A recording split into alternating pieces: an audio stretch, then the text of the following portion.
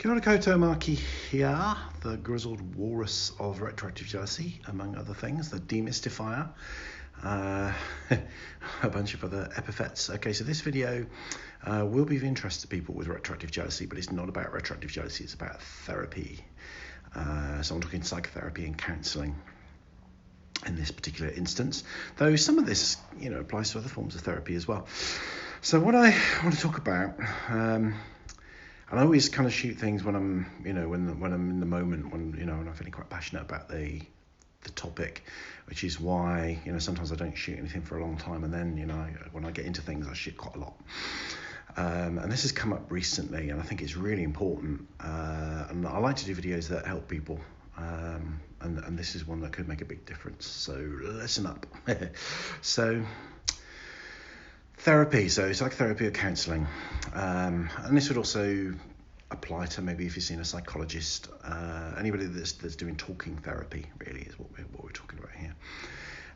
So you engage with a clinician. So clinicians are kind of an umbrella term for anybody that does that kind of work. And something doesn't feel right, or you feel you're not benefiting, or maybe particularly you feel that you're getting worse. Okay, so what I want to talk about is how that is not necessarily a bad sign. Okay, and in some cases it could be a very bad sign. It could be a red flag. So what I want to talk about really is to give you some pointers, to help you know the difference really. Now therapy, is really important. The relationship is really important. That's one of the most significant factors that determine whether therapy works or not is the quality of the relationship between the two of you. So getting somebody that you click with is really important, but it doesn't always happen instantly, and other stuff goes on. Okay, so let's talk about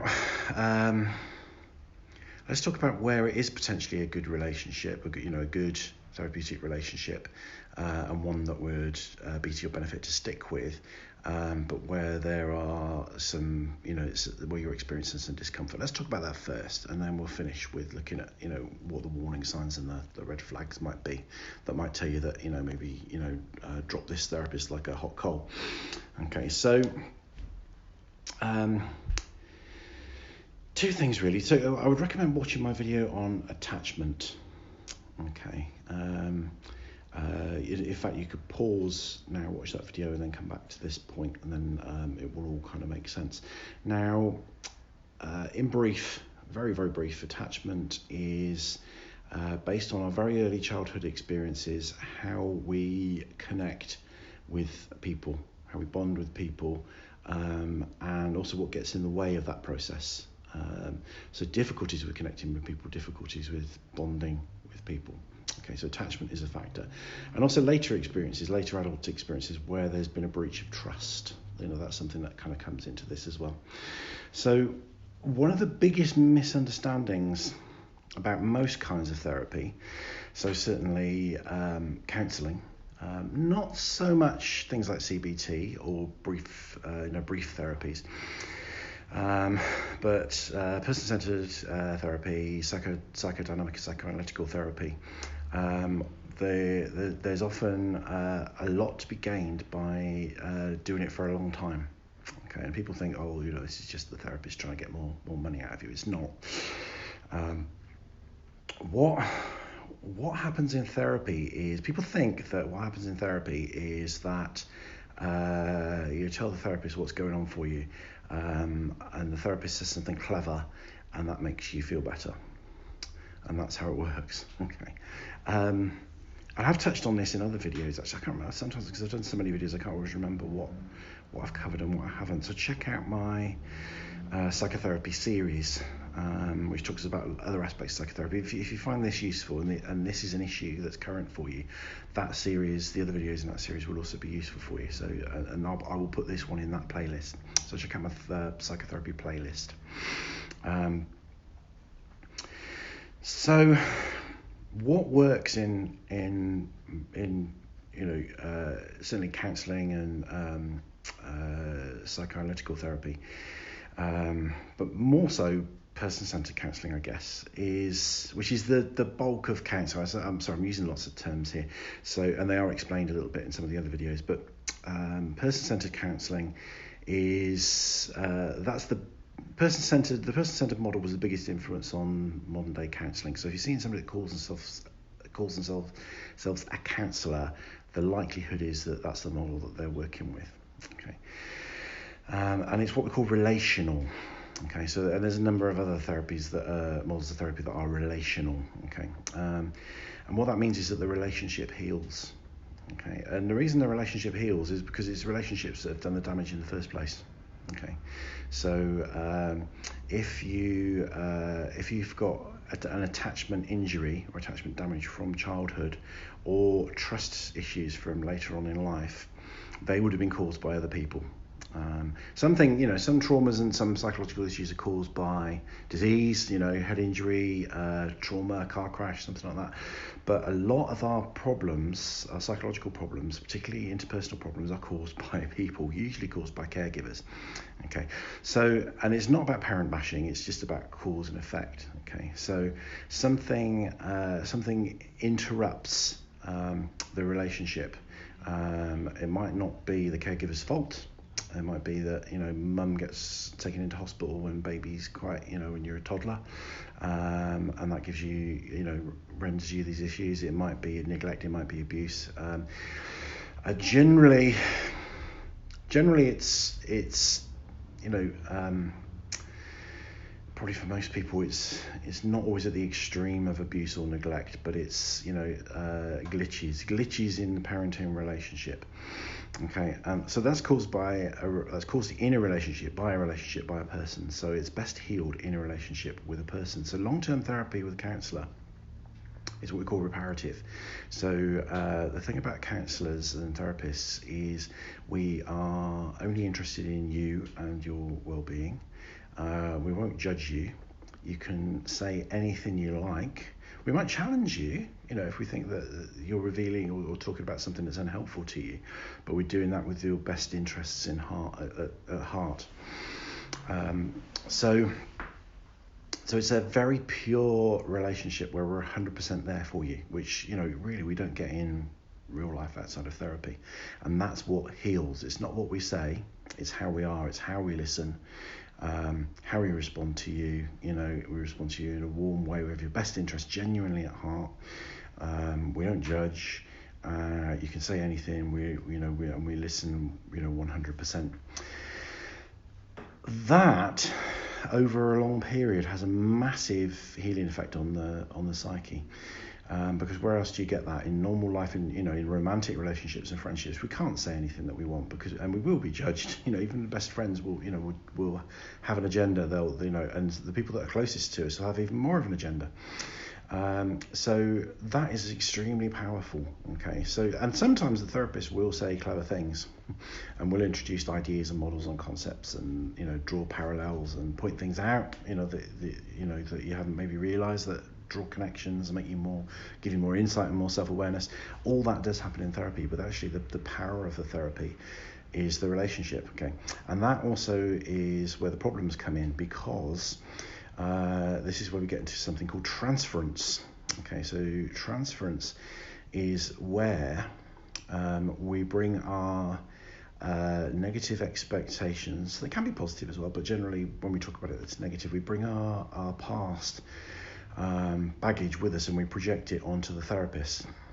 Okay, so if we have been, if our trust has been breached by people, if we've been abused by people, often people in therapy, particularly if it's over a long time and if the therapist is working in that relational way, will start to have the same expectation of the therapist, that the therapist is somehow trying to manipulate or abuse us, or seduce us, or harm us in some way. Now, when that happens, it's really important to talk about it. Now, what happens is people think, oh, I shouldn't talk about that. That's just my business. That's what's going on in my head. The therapy is all about what happened in my past and, my story.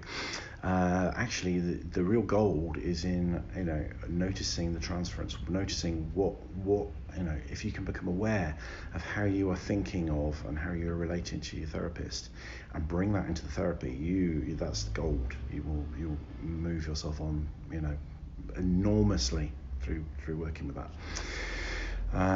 So because that can then be worked through, you can talk about that, because the other thing that the therapists do is they're congruent, they're honest. So these are the core therapeutic conditions that we're trained in and are part of our code of ethics. So the therapist will, if you say to the therapist, I think you hate me, therapist isn't going to get upset or cross. The therapist is going to be really interested in that and going to want to help you explore that. Okay, tell me more. I want to know what is that about. And then you unpick that, and 9 times out of 10 that will go back to somebody else that you think hated you.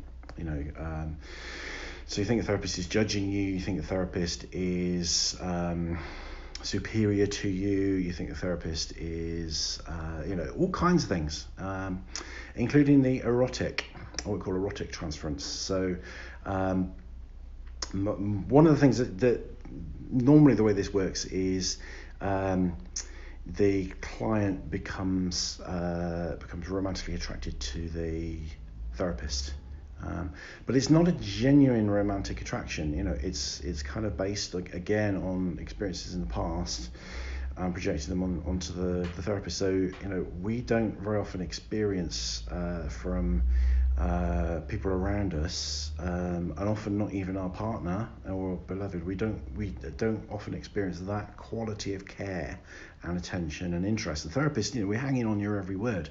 We're interested in everything you say. We're interested in how you say it. We're interested in your voice tone. We're interested in your body language. We're interested in every nuance of what you're trying to describe. And that, can be mistaken for, this is wonderful. This is somebody that's, and the client falls in love with the therapist. And again, that's very common. But again, it needs to be worked through. If you kind of keep that to yourself, think, well, but not tell therapist. It's better if you kind of share that with the therapist. And then you'll kind of work through it. And what happens is, people fall in love, or they think they fall in love with the therapist, and actually you work through it and they fall back out of love with the therapist, and the therapist, stops being seen as a love interest and starts to be seen as the therapist again. So this is transference. So whatever you feel around and in response to your therapist can actually be a reprojection. It's like the therapist becomes a projector screen, and you're projecting movies from your past onto the therapist, and you're seeing your past, not just your past, but parts of yourself as well. So if you could become very angry with your therapist, or you could start thinking that your therapist is very angry with you, and that might be because you've got some anger that you buried. So these things, come back into the room. I've done another video which is kind of aimed more at the therapist really, but it kind of talks about this from the other side. So you might find that one interesting as well. So all kinds of things come up. Okay, so and if you can actually work with them rather than have them bubbling away in the background, then your therapy will, the potential benefit of your therapy will go through the roof. But it's challenging. It's challenging to stick around. And if your pattern, your relationship pattern, and I mean relationships as in friendships, work relationships, workplaces, or work history, romantic relationships, the whole family relationships, the whole schmozzle. If your pattern is avoidant, if you kind of tend to run away from people, if you tend to be the person that leaves the relationship, or that ends a lot of friendships, then your likely pattern is that you'll want to find some reason to end your therapy. And that's something just to be very aware of as well. And talk to your therapist about it, because therapy, you're not hostages, your clients. We have your best interests at heart. So if you're saying to your therapist, I'm thinking about ending therapy, I'm blah blah blah, whatever the reasons, we're not going to try and talk you out of that. What we would do is try and help you explore it and explore what's behind it, but we're not going to be trying to kind of hook you in so that we're not desperate. We're not desperate to cling on to clients because we want your money. It just doesn't work that way. So the longer, and what they found is, research and stuff has shown that where there is a difficulty in a relationship between a client and a therapist, and both overcome it, that therapeutic relationship goes on to be brilliant.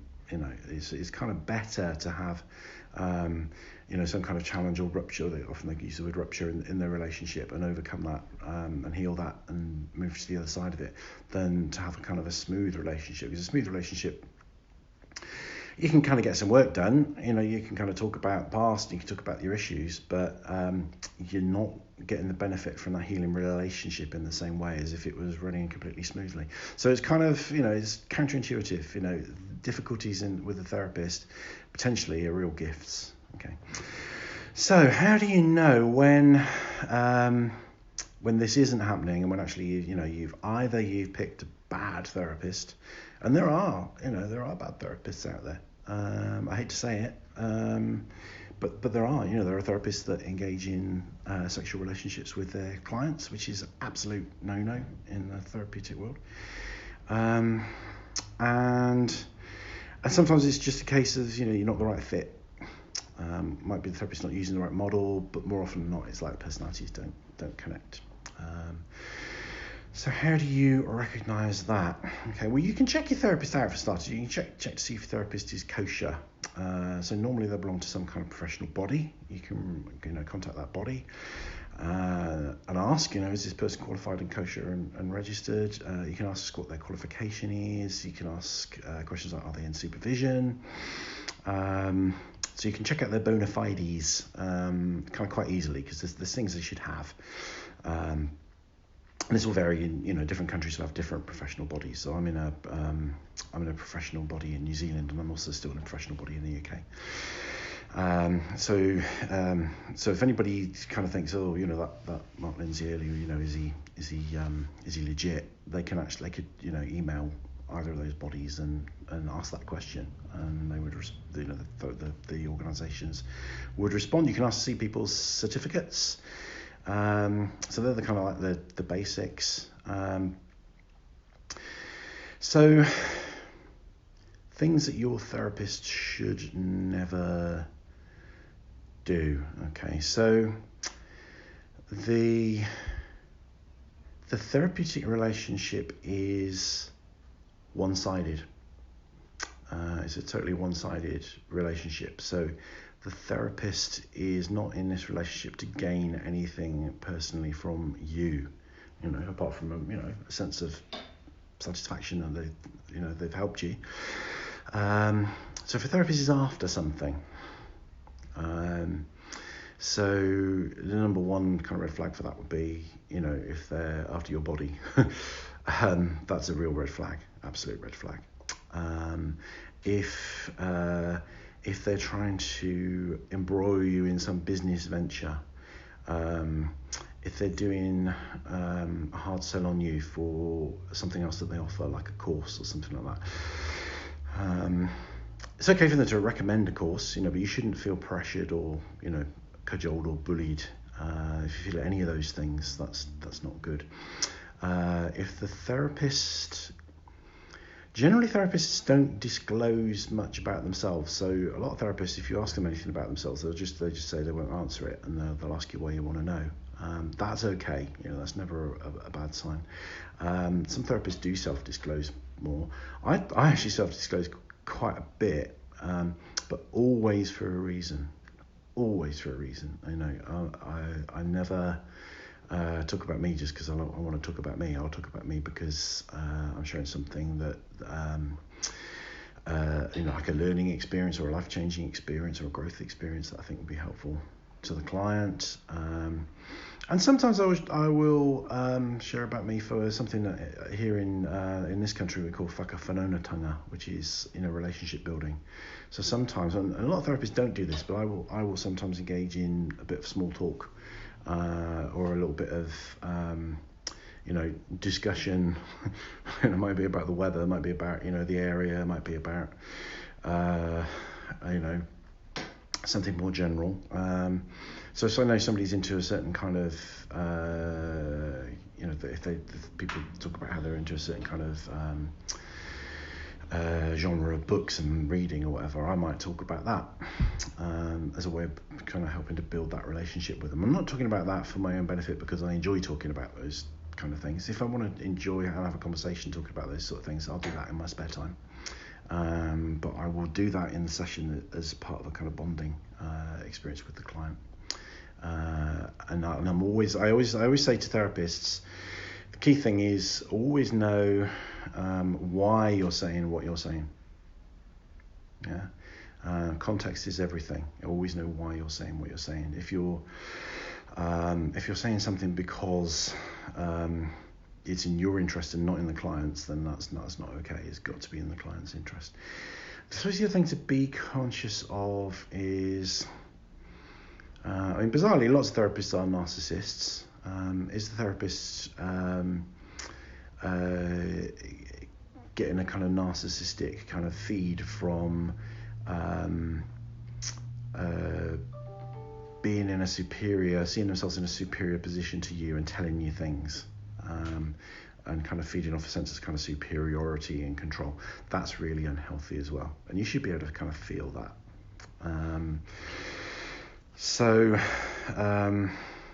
And the therapist should be on a level with you, not coming from a one above position. If you get a sense of a therapist is getting off on talking down to you on some level, that's a red flag. But also it's very difficult to distinguish that from transference. So they're the kind of things to be worried about. Is the therapist meeting their own needs more than meeting your needs? That's the key to all of this stuff. And you have to just kind of screen out and check out that this isn't some of your projection from the past. And the best way is to bring it up, bring it up with the therapist. And the great thing about bringing things up with the therapist is we don't get cross with you. And if they do get cross with you, that's a real good sign that it's not the right therapist. You can tell a therapist anything. We are, and it's great. I love it when people say to me that there's something that I'm doing or talking about that they don't particularly find helpful. Or I don't like it that it's I'm not doing something helpful. I love the fact that they're telling me, they feel safe to tell me, and it's great because I can stop doing that thing. The kind of thing I'm talking about is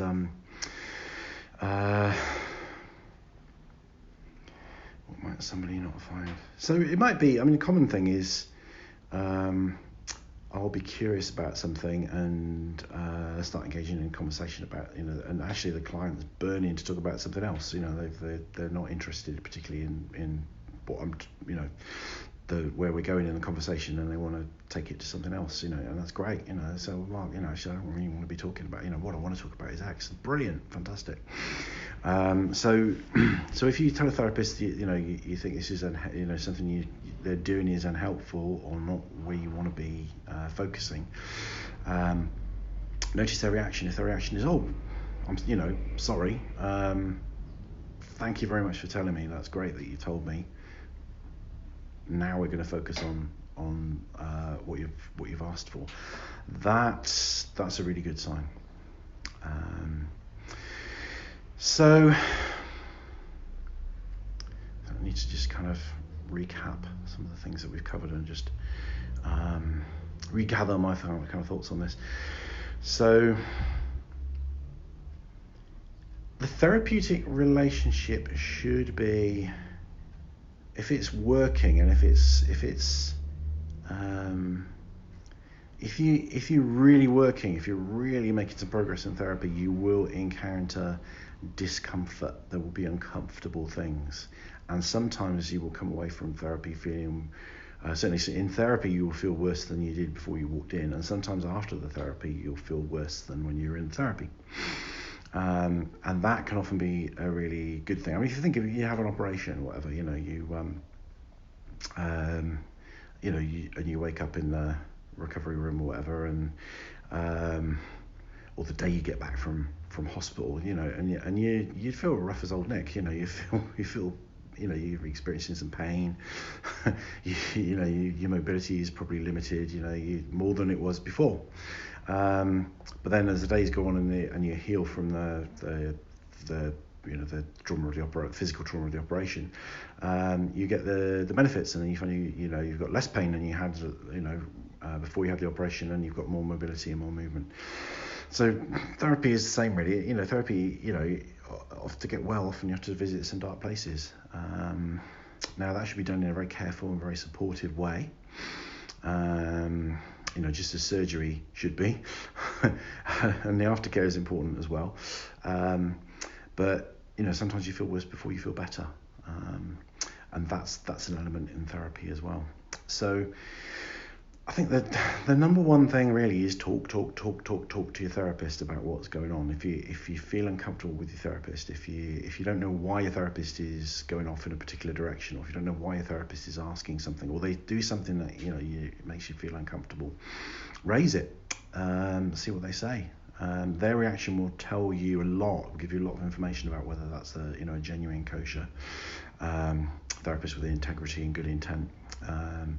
That kind of response can tell you everything, really.